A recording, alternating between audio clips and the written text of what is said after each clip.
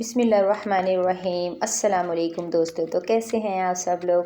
امید ہے کہ آپ سب لوگ خیر خیریت سے ہوں گے۔ الحمدللہ میری بھی طبیعت ابھی کچھ ٹھیک ہے، نارمل ہو چکی ہوں الحمدللہ، اور اب ریگولر آپ کے پاس میری ویڈیوز آئیں گی اچھے واقعات کے ساتھ، اور آپ اپریشیٹ کیجئے گا، پلیز میرے چینل کو سپورٹ کیجئے، مجھے زیادہ سے زیادہ پیار کیجئے۔ شروع کرتے ہیں آج کی سٹوری۔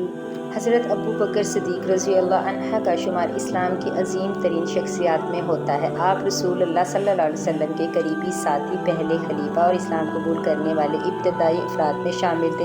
آپ کی زندگی بے شمار سبق آموز واقعات سے بھری ہوئی ہے۔ یہاں ایک اہم واقعہ بیان کیا جاتا ہے جو آپ کی شخصیت اور قربانیوں کی عکاسی کرتا ہے۔ غار ثور کا واقعہ۔ جب کفار مکہ نے نبی کریم صلی اللہ علیہ وسلم کو قتل کرنے کے لیے منصوبہ بنایا تو اللہ تعالیٰ کے حکم سے آپ صلی اللہ علیہ وآلہ وسلم نے مکہ مکرمہ سے مدینہ منورہ ہجرت کا فیصلہ کیا۔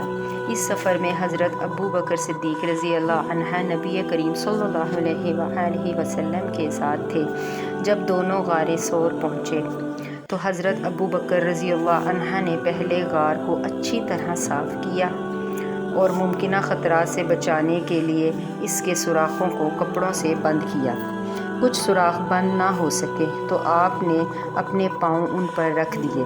رات کے وقت جب رسول اللہ صلی اللہ علیہ وآلہ وسلم آرام فرما رہے تھے تو ایک سوراخ سے سانپ نے حضرت ابو بکر رضی اللہ عنہ کے پاؤں پر کاٹ لیا۔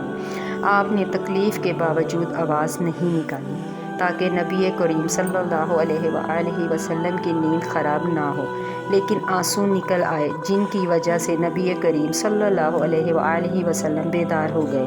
جب آپ صلی اللہ علیہ وآلہ وسلم کو معلوم ہوا کہ حضرت ابو بکر رضی اللہ عنہ کو سانپ نے کاٹا ہے تو آپ صلی اللہ علیہ وآلہ وسلم نے اپنا لعاب دہن ان کے زخم پر لگایا، جس سے فوراً شفا ہو گئی۔ اس واقعے سے سبق: حضرت ابو بکر رضی اللہ عنہ کی قربانی اور وفاداروں کی مثال بے نظیر ہے۔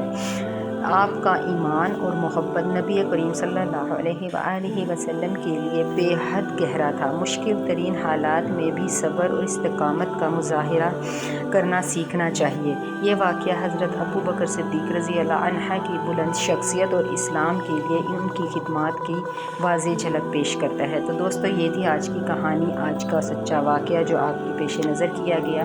آپ اور کس طرح کے واقعات سننا چاہتے ہیں، کون سے نبی صحابہ کے واقعات آپ سننا چاہتے ہیں، تو اپنی رائے سے مجھے کیجیے آگاہ۔ ملوں گی ایک اور اچھے واقعے کے ساتھ۔ اپنا رکھیے گا ڈھیر سارا خیال۔ کبرا کو دیجیے اجازت۔ اللہ حافظ۔